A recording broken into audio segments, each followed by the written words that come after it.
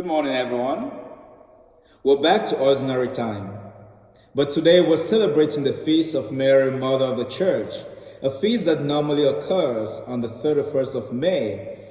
But because this year, the 31st of May, was the feast, the solemnity of Pentecost, we could not celebrate the feast of Mary, Mother of the Church on Sunday because of the priority of the feast of the Pentecost, which is why today's readings are from the feast of Mary, Mother of the Church. The Lord be with you. A reading from the Holy Gospel according to John. Standing by the cross of Jesus were his mother and his mother's sister, Mary the wife of Clopas, and Mary Magdalene. When Jesus saw his mother and a disciple there whom he loved, he said to his mother, "Woman, behold your son." Then he said to the disciple, "Behold your mother." And from that hour, the disciple took her into his home. The Gospel of the Lord.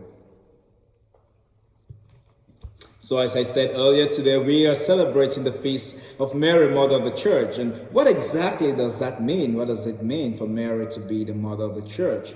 First, let us begin by understanding what the church is.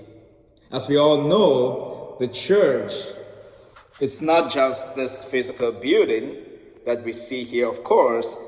This building is an area where we gather to worship. It's the area we gather to worship. But the church is really the body of Christ.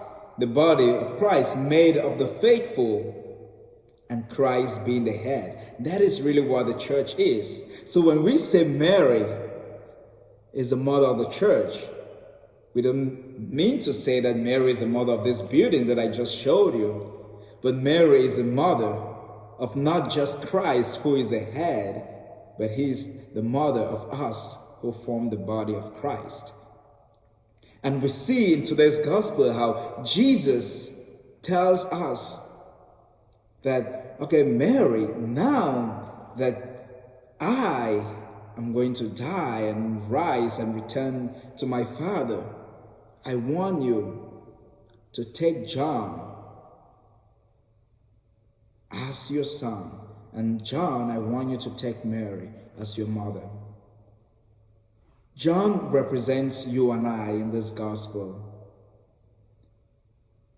Just as Jesus asked John to take Mary to his home, he is asking you and I to accept Mary as our own mother.